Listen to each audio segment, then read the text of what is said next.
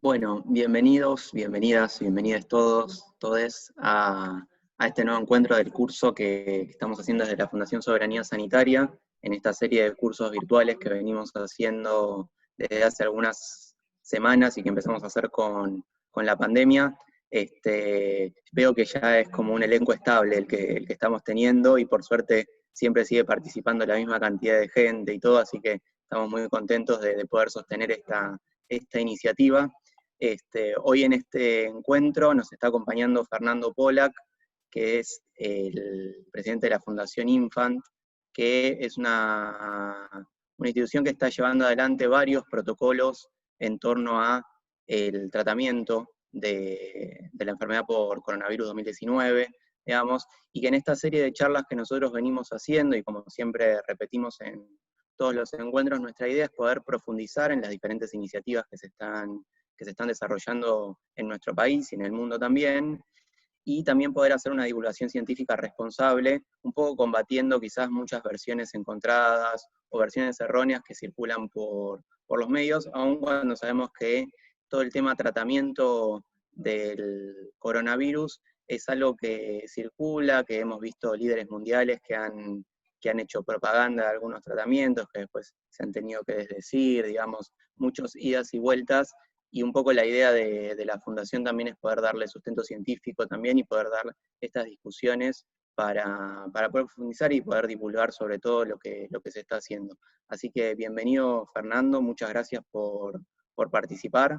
Les comento a todos que la idea del seminario, para los que no estén participando habitualmente, es que podamos hacer una presentación inicial, que Fernando comente, que haga su charla, digamos, los comentarios que tenga para hacer, y la modalidad de participación, porque queremos que esto sea participativo, es a través del chat común que tenemos acá en el Zoom. Una vez que termine la presentación, vamos a ir seleccionando preguntas de todos ustedes, y bueno, ahí haremos el intercambio pertinente, ¿sí? Así que bueno, Fernando, adelante. Gracias, Fede. Bueno, hola a todos. Nosotros venimos trabajando en varias estrategias para contener el COVID, pero quizás una de las más interesantes que venimos desarrollando con el gobierno de la provincia de Buenos Aires desde hace unos meses es el tratamiento temprano de las personas mayores con plasma de convaleciente de alto título. ¿Qué quiere decir esto? La sangre tiene básicamente glóbulos rojos, glóbulos blancos, y tiene un líquido que permite que los glóbulos rojos y los glóbulos blancos circulen sin atascarse, que es el plasma. Y el plasma es agua con sal con un montón de proteínas diversas. La proteína que a nosotros nos interesa dentro de las que están en el plasma es el anticuerpo. Los anticuerpos son unas proteínas que nos defienden contra las infecciones. Esencialmente lo que sucede es que cuando un germen entra al cuerpo, vamos a suponer que el coronavirus entra al cuerpo, se asienta en las células, por ejemplo, de la garganta, y de ahí se va desplazando y el cuerpo lo lleva hasta unas bolitas que tenemos, que se llaman ganglios linfáticos, que están justo... ¿Me escuchan o no me escuchan? Se escucha mal, me dicen. ¿Me escuchan bien? Hasta unas bolitas que se llaman ganglios linfáticos. Las bolitas Z, los ganglios linfáticos, son lo que se les hincha a ustedes cuando les duele la garganta, acá abajo de la nuca, acá abajo de la pera. Bueno, en esos lugares, lo que sucede cuando llega un germen es que llega traído por una célula del sistema inmune que lo captura. Esa célula que lo captura es como un pulpito que se lo come al virus, lo lleva al ganglio linfático, y el ganglio se hincha, se hincha, se hincha, y le avisa al cuerpo que entró un extraño. Y ahí el cuerpo dispara un montón de distintas respuestas inmunes, una de las cuales es la producción de anticuerpos. Vienen unas células que son fábricas de anticuerpos, llegan a ese ganglio hinchado, a esa pelotita que duele en el cuello, y ahí lo que les dice el pulpito a estas células es: tienen que hacer defensas contra esta molécula que yo acabo de capturar que no pertenece al cuerpo, en este caso el coronavirus.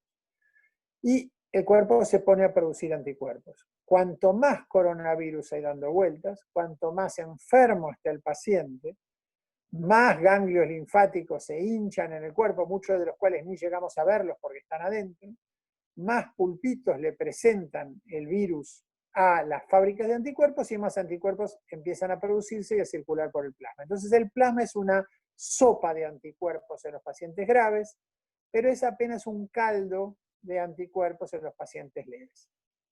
Si uno consigue hacer esto muy temprano, de prestarle anticuerpos de una persona que ya tuvo la enfermedad a una que no la tiene, lo que hace es que lo pone en una posición de defensa mucho mejor de la que tendría en ese momento, porque demora tiempo hacer anticuerpos, semanas.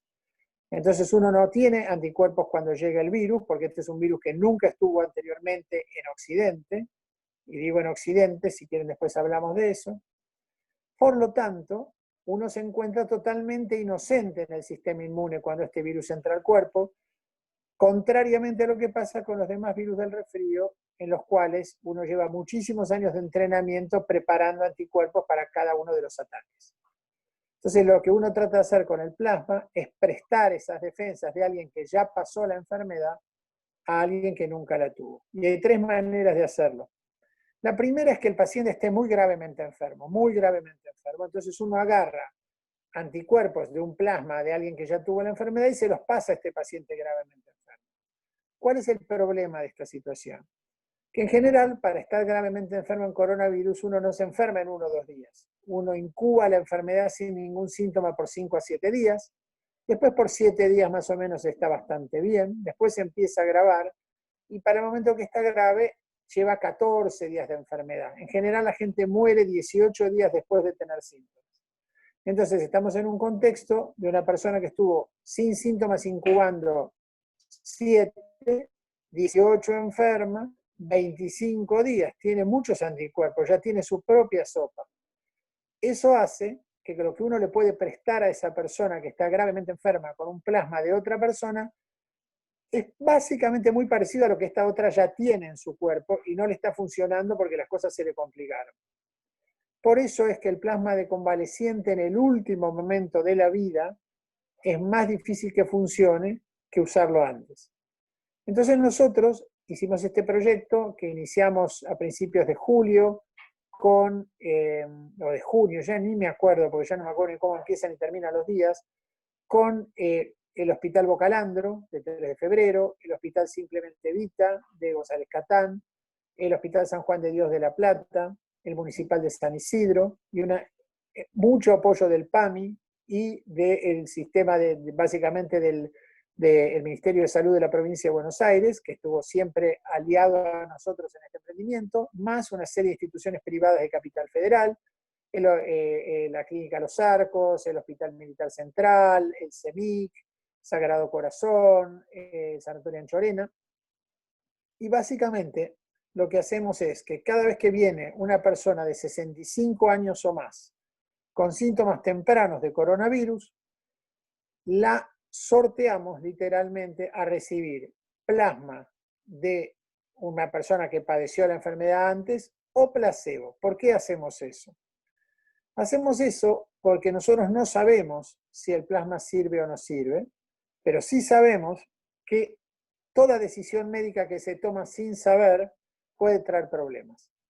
Entonces nosotros decimos, le vamos a hacer el mismo tratamiento que le haríamos en cualquier hospital de conurbano, en cualquier sanatorio de capital, más una bolsita de plasma o una bolsita de agua con sal, ambas ocultas, opacadas por un sobre, de manera que nosotros no sabemos cuál es cuál, y eso también evita que nosotros, con nuestro deseo de que el plasma funcione, hagamos un poquito de trampa, ¿no? Y sesguemos la mirada y diga, bueno, este paciente está más o menos, pero está más o menos bien porque le di plasma, y este está más o menos, pero está más o menos mal porque le di placebo, que es lo que arruina los estudios y de alguna manera lo que hizo que se hagan tantas recomendaciones equivocadas durante la pandemia que nos llevan a tanta confusión. Nunca sabemos qué hacer, que hidroxicloroquina sí, que hidroxicloroquina no, que ivermectina sí, que ivermectina no, que no, 200, no sé, es interminable. La cantidad de pavadas que se han dicho son incalculables. Ahora, el tema es que cuando miramos este estudio,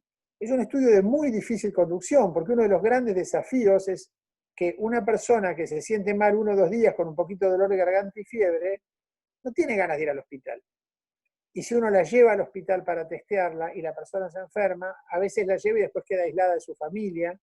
Entonces, fuimos modificando este estudio y lo armamos de manera tal que nosotros somos quienes vamos a las casas de las personas en conurbano, vamos por todo el conurbano, cada vez que una persona tiene síntomas, o en los geriátricos, o en los geriátricos del PAMI, con el que hemos trabajado un montón también en esto, e hisopamos a las personas mayores de 65 años que tienen hipertensión o diabetes, obesidad, falla renal, y que tienen algún síntoma como fiebre, tos o dolores musculares. Si tienen coronavirus, los invitamos a participar en el estudio. Si tienen interés en participar en el estudio, los vamos a buscar con una ambulancia y los llevamos a uno de los centros de estudio, que son estos que yo les contaba anteriormente, y allí se produce lo que yo les contaba, que es la randomización, la aleatorización. Se sortea si la persona va a recibir plasma o placebo, cosa que nadie sabe, ni siquiera yo lo sé. Hace más de 50 días que está el estudio y yo no tengo la menor idea de un solo paciente si recibió plasma o recibió placebo. Estos pacientes, viene una unidad desde San Justo, que es la que tiene todas las bolsas ocultas de plasma o placebo, ellos sí saben lo que dan, y lo administran durante 2 horas, miran que el paciente esté bien y el paciente quede internado como cualquier otro paciente.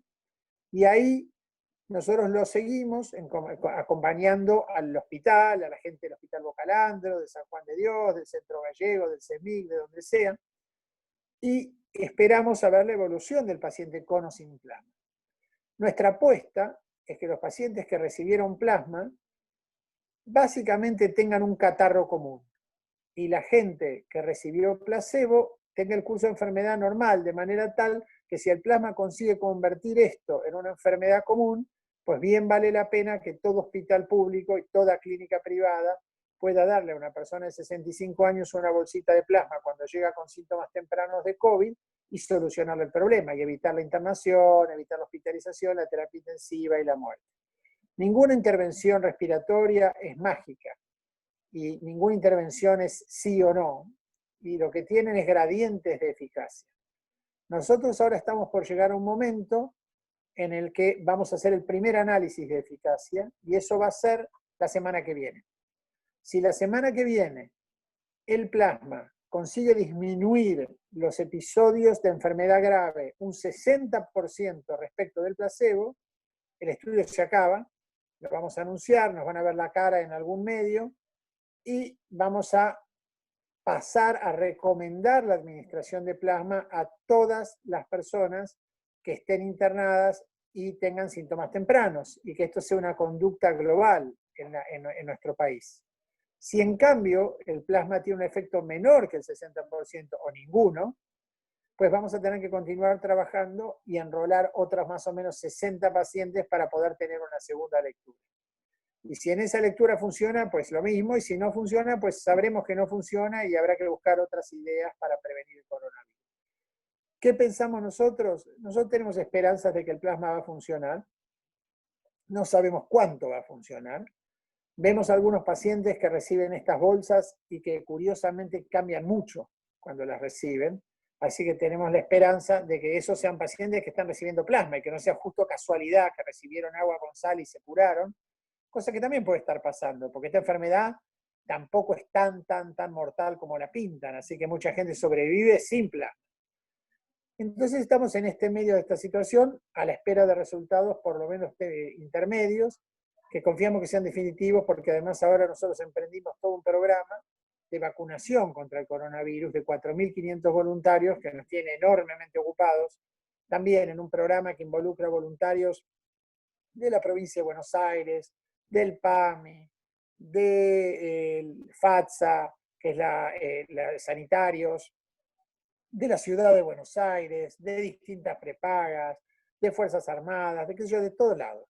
Y básicamente mucha gente de la web, gente espontánea que se postula, se han postulado más de 30.000 personas para participar en el estudio, y la manera que se seleccionan estos voluntarios para este segundo estudio, que es el estudio de vacuna, es por un sistema al azar, que nos va pasando números de teléfono, nosotros vamos contactando, explicando el estudio y la gente va decidiendo si quiere venir a participar o no, pero también es una estructura que demanda el trabajo de 800 personas, 400 en plasma, nosotros no somos tantos, y estamos bastante comprometidos en todos estos estudios a nivel persona, ¿no? No nos da el tiempo para llegar a hacer todo lo que queremos hacer. Así que nuestro deseo sería que el plasma funcione y nos simplifique las cosas y nos permita encargarnos puramente la vacuna por unas semanas, mientras las autoridades van implementando una solución que puede ser muy buena, porque puede ser un puente hasta que haya vacuna para que las personas mayores no se mueran, que es lo más importante, ¿no? Evitar la muerte y la terapia intensiva en la gente vulnerable. Así que bueno, yo creo que esa es la historia general y contesto preguntas de lo que quieran.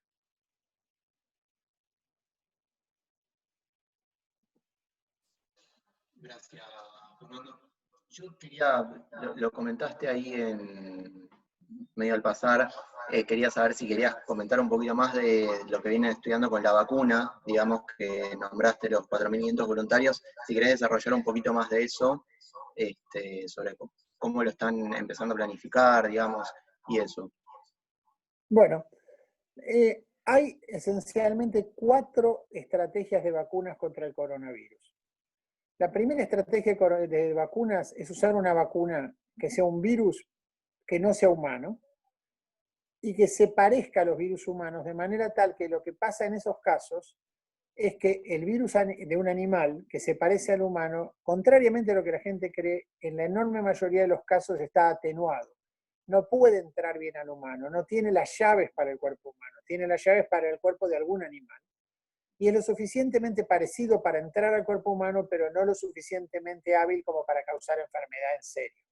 Y ese escenario es la vacuna de Oxford. La vacuna de Oxford es un adenovirus de gorila, y ese adenovirus de gorila entra al cuerpo atenuado, lleva consigo una pequeña valijita donde tiene un gen del coronavirus, y ese gen del coronavirus se multiplica dentro del cuerpo produciendo proteína de coronavirus contra la que el cuerpo desarrolla defensas. Cuando un virus lleva carga extra, en este caso lleva una valija, no puede correr y se atenúa más. Entonces tenemos 2 atenuaciones. Una atenuación por ser un virus de un animal, que no corresponde a la especie que está infectando, y otra por estar cargado de peso, llevando un gen adicional, que es el gen del coronavirus. Esa es la estrategia de Oxford. Esa vacuna se está testeando en Brasil y se está testeando en Inglaterra y en Estados Unidos. Una vacuna muy similar a la de Oxford es la vacuna china de CanSino, pero nada más que en vez de usar un virus de gorila, usa un virus humano. Así es un poquitito diferente. La segunda estrategia es hacer una proteína parecida a la proteína que tiene un virus y mostrársela al sistema inmune con una inyección.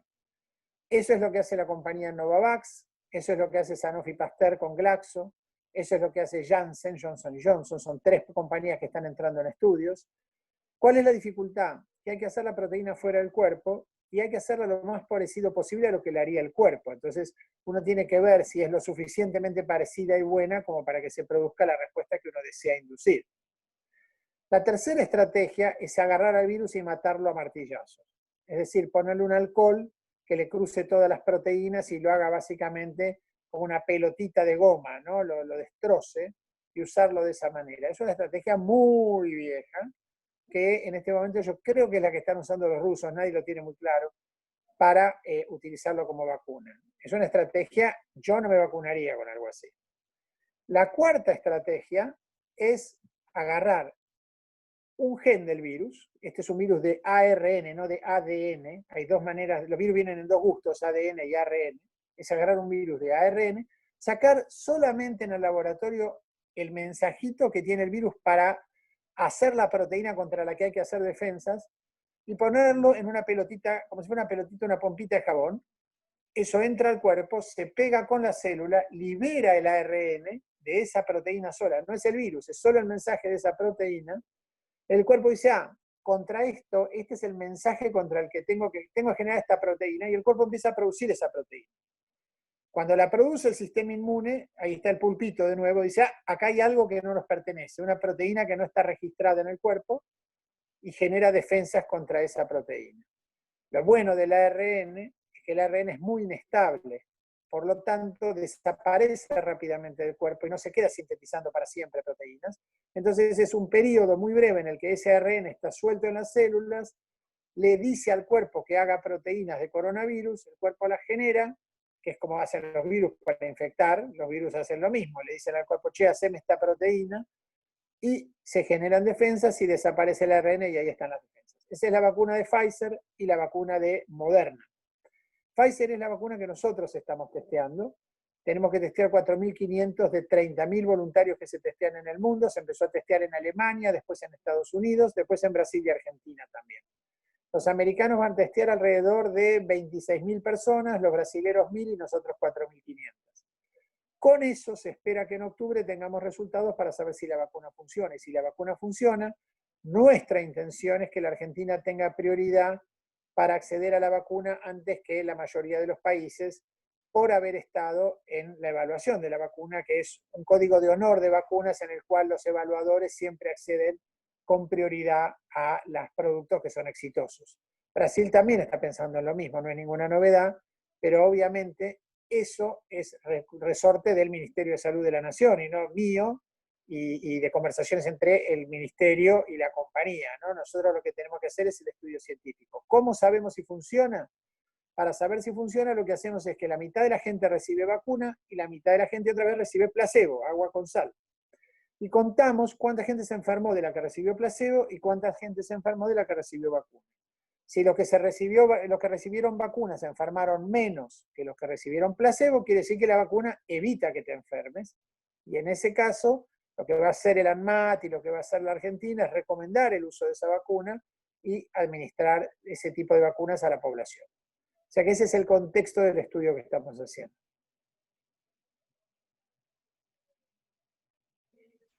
Bien, ahí voy mechando algunas preguntas que están haciendo. Una de las preguntas vinculadas a esto de las vacunas, después retomo algunas que están preguntando sobre la parte de plasma, pero ya que veníamos hablando de vacunas. Verónica Cáceres pregunta, bueno, ¿cómo saben si funciona la vacuna? Que era en parte algo que vos estabas comentando, pero consulta si se realizan dosajes de anticuerpos en los voluntarios vacunados en algún momento, o si eso es alguno de los outcomes que están pensando. Sí, eso se hace, se testean los anticuerpos en los vacunados, pero la verdadera respuesta, la respuesta que hay que contestar es si se enferman menos unos que otros. Esa es la verdadera respuesta final, porque hay muchas vacunas que pueden generar anticuerpos que no sirvan, anticuerpos que no alcancen, y como lamentablemente todavía nadie sabe cuántos anticuerpos hacen falta para frenar un coronavirus, lo que tenés que mirar es quién se enferma. Y es un conteo, vos decís, bueno, de los 2.250 de este lado se enfermaron 6, del otro lado se enfermaron 36, evidentemente era mucho mejor haber recibido vacuna que placebo. O de la vacuna se enfermaron 36 y del otro se enfermaron 36, no hizo ninguna diferencia, no vale la pena darse la vacuna. Entonces, de alguna manera, ese es el conteo final, es muy sencillito, que determina si una vacuna funciona o no funciona. Bien, y yo te hago retomando esto que vos hablabas de la accesibilidad de las vacunas, digamos, una vez testeadas, digamos, y eventualmente si fueran aprobadas, si existen hipótesis ya de sobre qué población se podrían usar, porque obviamente ante la falta de cantidad y de volumen de vacunas, se estima que sea restringida la población que las pueda utilizar. Existen, bueno, hipótesis que hablan de, bueno, quienes tengan factores de riesgo, personas más mayores a 60 años, digamos. No sé si existen esas hipótesis, si todavía no se llegó a eso porque todavía la vacuna no está testeada, digamos, cómo viene la discusión en torno a eso. Sí, eso es absolutamente así. Es de hecho uno de los grandes problemas que las compañías de vacunas están seteadas para producir millones de dosis de vacunas y no billones con B de dosis de vacunas. Entonces, ¿cómo distribuir los millones de dosis de vacunas? Bueno, una de las maneras de distribuir los millones de dosis de vacunas es establecer prioridades, quién la necesita más.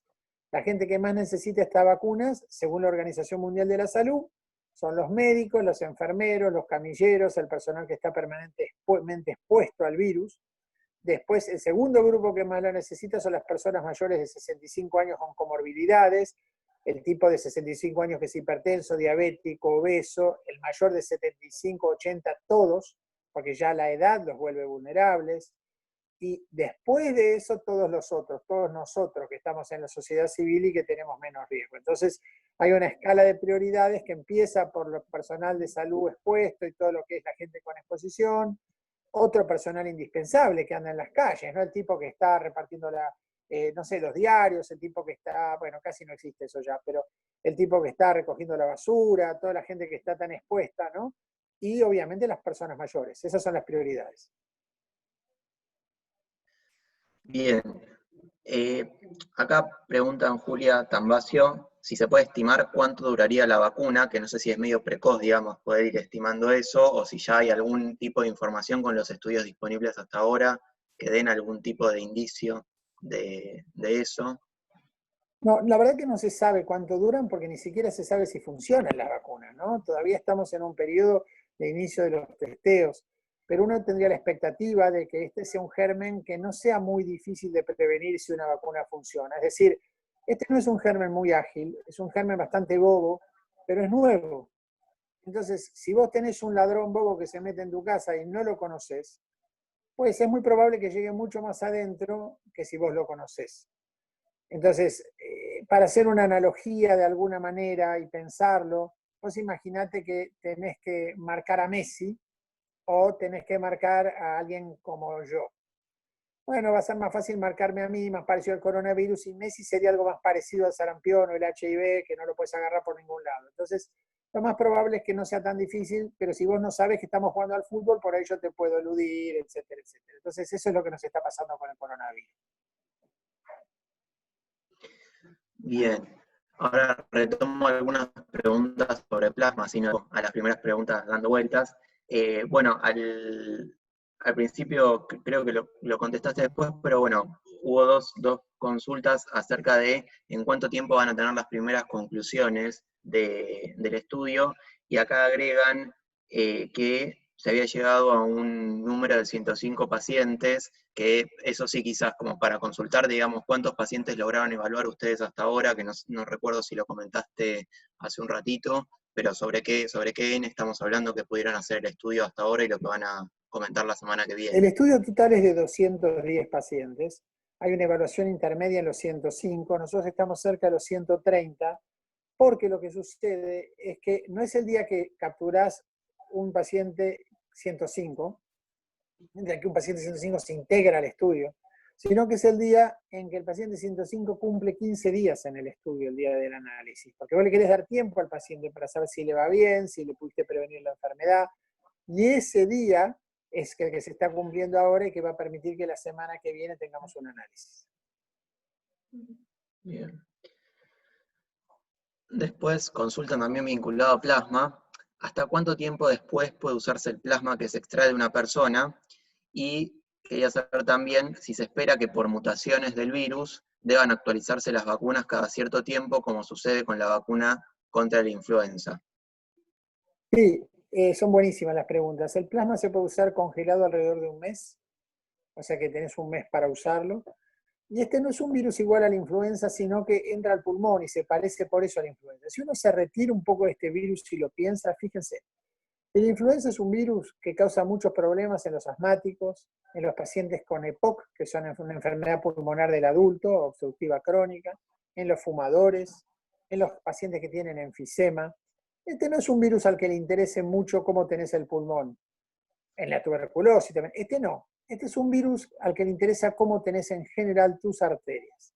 Así que es un virus que causa problemas en los diabéticos, de mucho tiempo de mal control, en los obesos, en los pacientes con enfermedad cardiovascular, en el tipo que tiene problemas en las coronarias, en el tipo que tiene graves problemas vasculares como ACVs, etcétera, etcétera. Son muy distintos. Así de ser distintos, también son distintos en su estructura. Y el virus de la gripe, el virus de influenza, es un virus que está armado por ladrillitos. Son varios ladrillitos, como 11 ladrillitos, uno al lado del otro, que son intercambiables, como si fueran los viejos juegos de ladrillitos con los que uno armaba cosas cuando éramos chicos, y que pueden cambiar un ladrillito por otro, y por eso pueden cambiar a veces tanto que tenemos pandemias, porque cambian un ladrillito con otra influenza que está en el mismo chancho, por ejemplo, porque el chancho es el lugar donde se intercambian los genes de influenza, es donde se mezclan las influencias del ave con las influencias del hombre, y si te cambia un H3 por un H1, ¡pum! Y en ese momento tenemos un desastre nosotros. Esas son las pandemias. Coronavirus no es así. Coronavirus es un tallarín que no tiene interrupciones, no son ladrillitos, y si bien puede mutar, no parece ser muy bueno mutando las áreas más importantes, que son las áreas contra las que nosotros tenemos que dirigir las vacunas. Así que hasta ahora, por lo menos, no hay ninguna evidencia de que haya mutaciones que nos vayan a causar problemas. Es más una cosa de la prensa que una cosa real de la ciencia. Bien. Acá consulta Isabel Fernández algo sobre la población que podría ser objetivo del tratamiento con plasma, ¿no? Entonces comenta que en Estados Unidos se da el plasma a pacientes que están gravemente enfermos, contrariamente a lo que comentaste recién, que se estaba apuntando con las investigaciones que están acá, y que incluso otras investigaciones también paralelas que se están haciendo con plasma, que de hecho acá en Argentina no se está planteando tanto justamente para graves, sino más bien para o leves o moderados, en todo caso, según qué estudio sea. Y bueno, en ese contexto que se lograron reclutar pocas personas y todo. ¿Qué sabemos sobre a qué población le podría resultar beneficioso el plasma en función de esto y qué información tiene de lo que se hizo en Estados Unidos, digamos? Yo creo que Estados Unidos, que sin ninguna duda es el país líder en el mundo en ciencia, manejó el tema del plasma muy mal. Y lo digo porque nunca hizo un estudio formal, le dio a 20.000 personas la misma intervención, con lo cual queda sujeto a la decisión del investigador si el resultado es bueno o malo. No sabés qué pasó. Yo le doy a 20.000 personas Coca-Cola y digo, la Coca-Cola causa diabetes. Bueno, no lo sé, porque no tengo a nadie que no haya tomado Coca-Cola, para ver si es distinto tomar que no tomar. Ese fue el primer error. El segundo es que no hace falta a veces tener tantos pacientes para sacar una conclusión. Ese es un cálculo muy preciso que hacen los estadísticos para decirte cuántos pacientes necesitas para contestar una pregunta con un grado de certeza que permita cambiar la práctica médica. Entonces te dicen, bueno, vos necesitas para esto 300, para esto 100, para esto 50, para esto 10.000. Cada pregunta tiene un número mágico según lo que vos quieras contestar. Eso se basa en la frecuencia de la enfermedad y en la pregunta que vos quieras contestar. Si yo quiero contestar, por ejemplo, si los hinchas sin ofensa, si los hinchas vamos a decir de Almagro, que yo soy hincha de Almagro, de los hinchas de Almagro les gusta el choripán, pues voy a tener que hacer un gran muestreo porque hay pocos hinchas de Almagro. Si yo quiero contestar si los hinchas de River les gusta el choripán, va a ser bastante fácil porque hay un montón de hinchas, también soy hincha de River, hay un montón de hinchas de River, entonces me va a ser mucho más fácil contestar la pregunta. Esa es la ley del tema estadístico. Ahora, en cuanto a la administración del plasma, ustedes imagínense que un paciente que está en un día 15 de enfermedad, que incubó 7 días, tiene probablemente una concentración, vamos a elegir un número arbitrario, en sangre de anticuerpos, en su propio plasma, de más o menos 1 en 6.500, vamos a decir. 6.500 es un buen número. Entonces nosotros tenemos otro paciente que se recuperó, que tiene una concentración de 1 en 6.500 que nos dona plasma para este primer paciente. Ese tipo nos dona medio litro de plasma que está a una concentración de 6.500. Pero al darle medio litro al paciente grave, el paciente grave tiene ya en sí mismo 5 litros de plasma, porque una persona tiene 5 litros de líquido. Eso es digamos, nosotros somos líquido y tenemos 5 litros de líquido. Entonces yo tengo 5 litros a 6.500 y le tiro adentro una bolsita de medio litro de 6.500. Ese medio litro se diluye en los 5 litros y lo que termino aportando es 300 unidades más. Es decir, que cuando yo le mido al tipo, en vez de 6.500, tiene 6.800. Un paciente que se salva porque lo moviste de 6.500 a 6.800, yo creo que tiene que ir caminando a Luján, porque básicamente ocurrió un milagro, no tiene sentido biológico que eso suceda. Entonces, en ese contexto es que los pacientes más graves es menos probable que el plasma les sirva, y lo que Estados Unidos reporta son observaciones. Lo otro que hacen esos papers en Estados Unidos es compararlo contra controles históricos. Los tipos dicen, antes de que usáramos el plasma, se nos morían el 30%. Desde que usamos el plasma, se nos morían el 10%.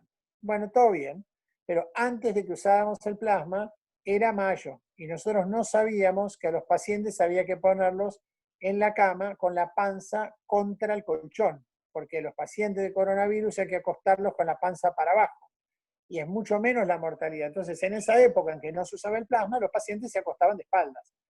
Antes de que usáramos el plasma, nuestros expertos médicos no sabían cómo manejar los respiradores porque nunca habían visto coronavirus. Entonces hacían un montón de errores porque no tenían experiencia previa de cómo manejarlos, que fueron aprendiendo a lo largo del tiempo.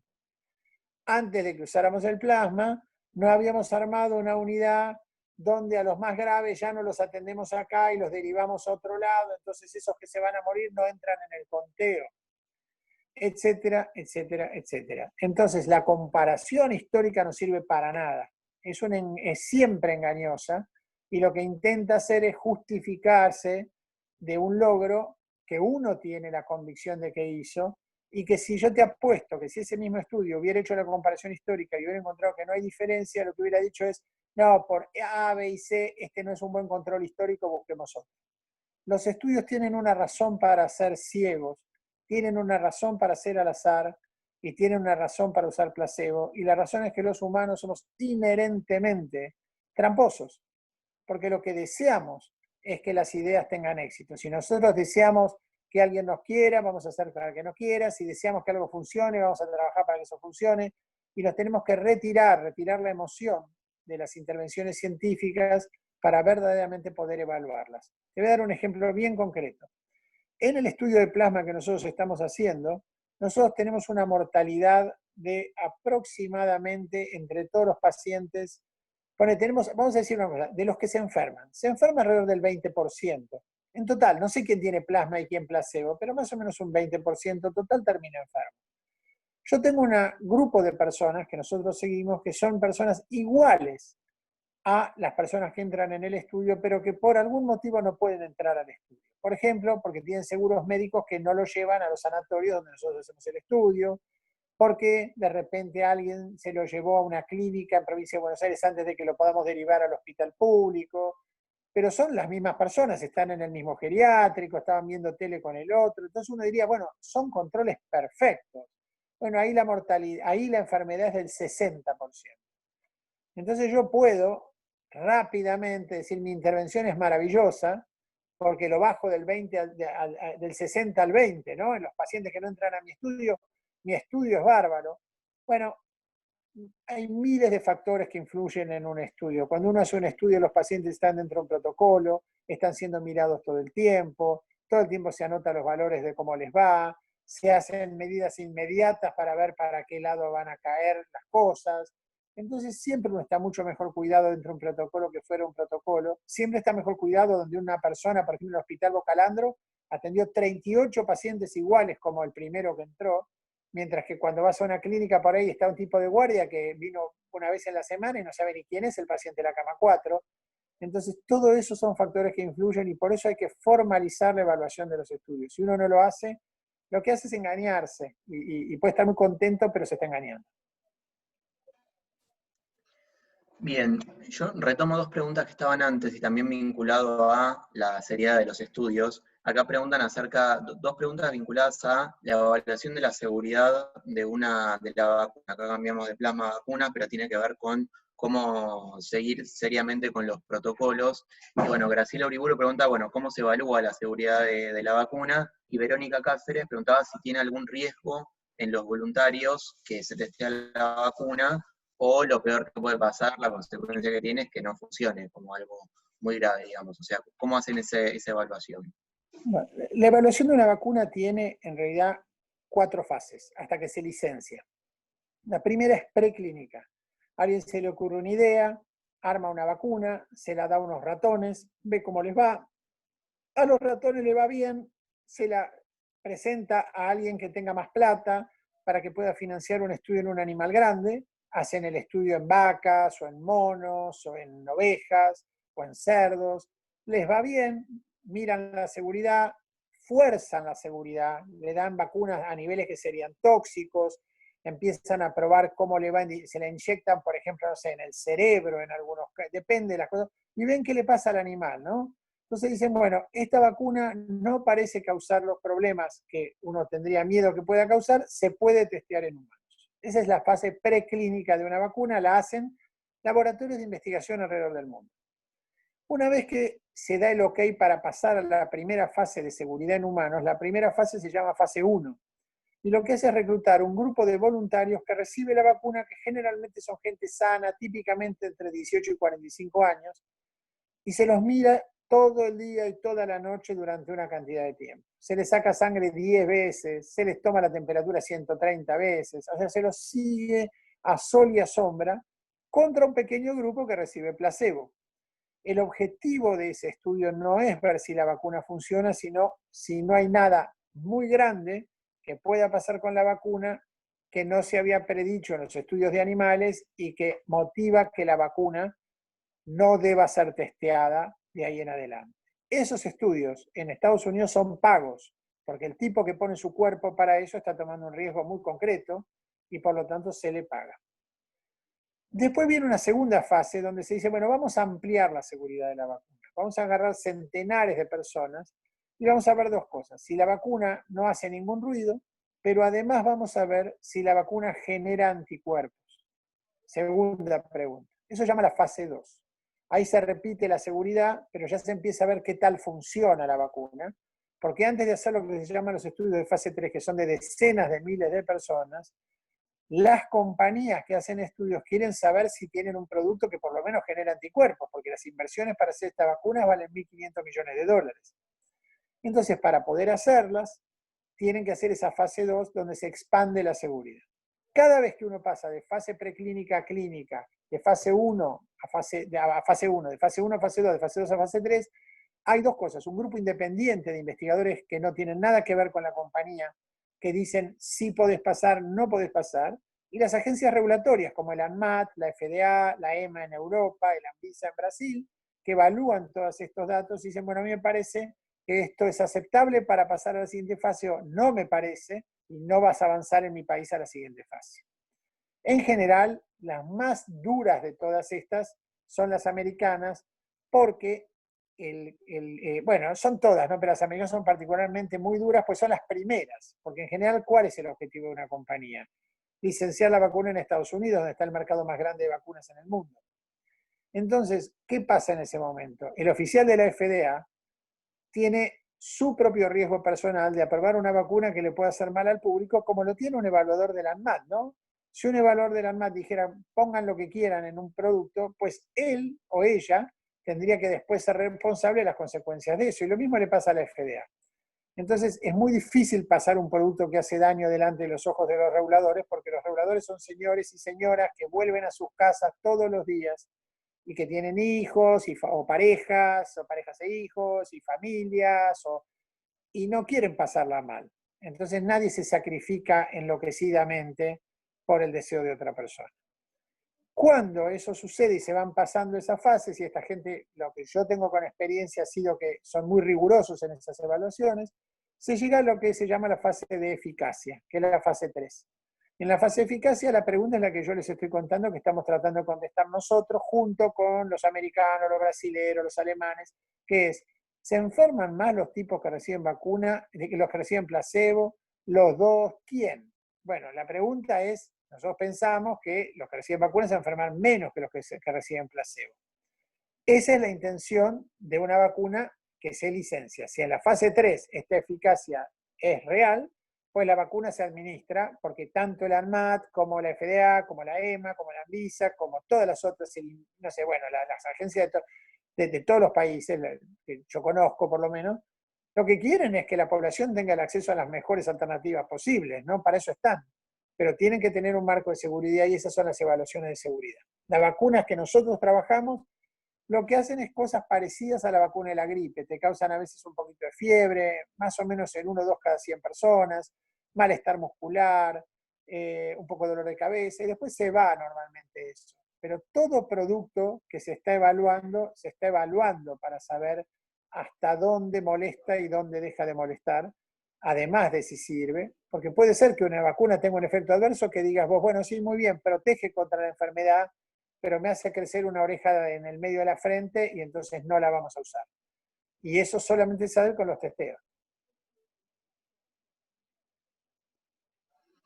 Perfecto. Ahora vuelvo al tema plasma, voy haciendo como un ping-pong, digamos, según cómo van apareciendo las consultas. Luciana López plantea algo también interesante, que es frente a la escasez de plasma de convaleciente, sí se podría usar el plasma de alguien que no haya tenido contacto con el virus para ayudar a la respuesta inmune de los enfermos. Y en este sentido, es cierto que siempre se le asigna cierto rol a los factores propios del plasma más allá de los anticuerpos, es decir, si hay algún rol inherente al plasma en sí, o si solamente se puede adjudicar el beneficio, si es que existiera, a los anticuerpos, ¿no? Mira, la pregunta es muy buena. Y la pregunta también es pertinente porque uno de los problemas es que no está estandarizado cuál es el plasma que hay que administrar. Entonces, cuando uno le dan plasma, lo que tiene que pensar es que lo que le tienen que dar es anticuerpos. El plasma solo no te va a curar de estas situaciones. El plasma se usa para expandirte cuando estás deshidratado, pero no para curarte de estas enfermedades.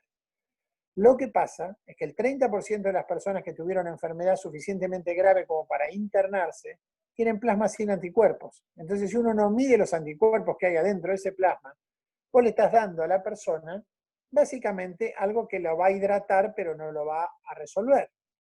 Entonces, tenés que ser muy cuidadoso con la concentración de anticuerpos que hay adentro de cada plasma que uno administra. Y no hay un acuerdo hoy de cuánto es lo necesario para que un plasma prevenga la enfermedad verdaderamente. Y eso es uno de los objetivos más importantes de nuestro estudio.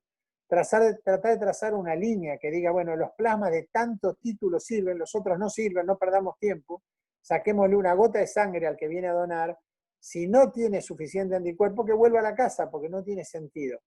Lo otro que te digo es que no es escaso el plasma de convaleciente, lo que es necesario es una política muy activa de recolección y una política de concientización de la sociedad, porque en esto estamos todos y los que zafaron tienen que ayudar a que zafen los que todavía no entraron en el baile, ¿no? Entonces, a partir de ahí es de donde se va a jugar la cantidad de plasma necesaria para solucionar el problema.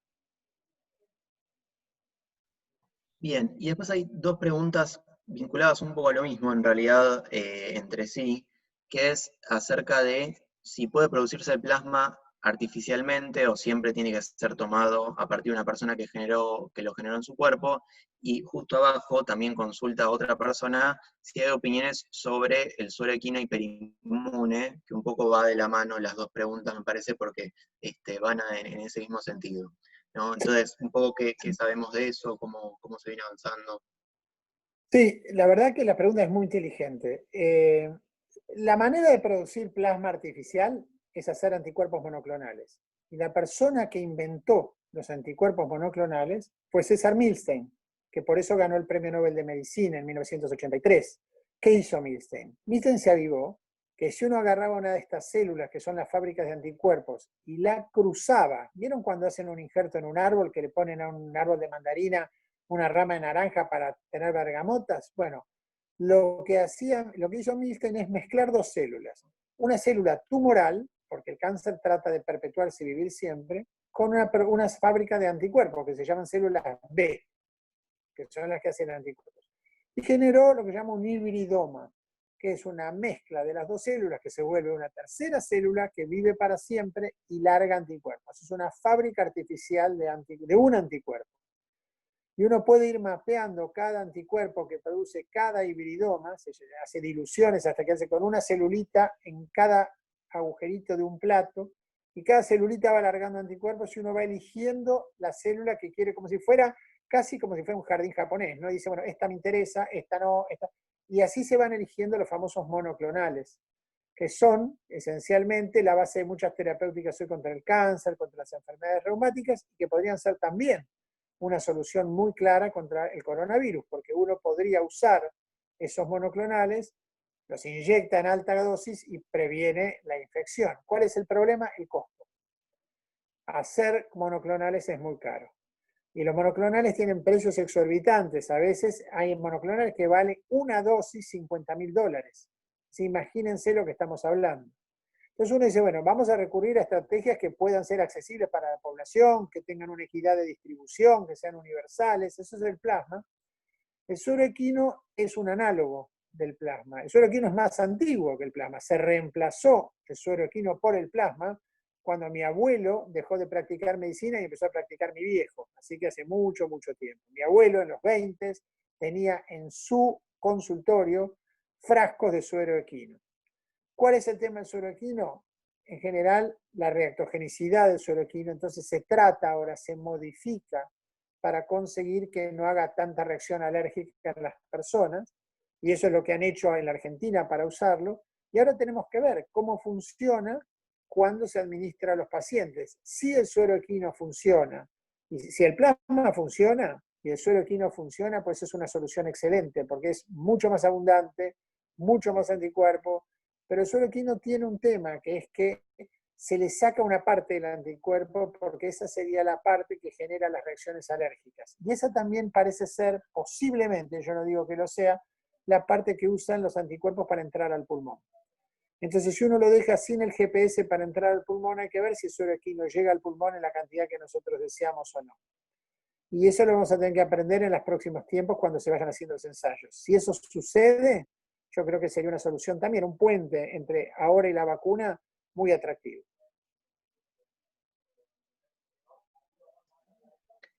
Bien, bueno, yo un poco para ir redondeando también con la charla, que estuvo muy interesante, porque creo que de a poco en este curso vamos armando como una especie de rompecabezas con todos los proyectos que están en curso, y vamos pudiendo profundizar en cada uno de ellos, incluso desde diferentes perspectivas, y también actualizando semana a semana, porque a la velocidad en la que está avanzando muchas de las investigaciones, cada semana hay novedades. De hecho, esperamos la semana que viene, en el encuentro de la semana que viene, también seguramente surja lo que ustedes puedan publicar, si es que pueden llegar a conversar algo, y la verdad estamos ansiosos también de eso.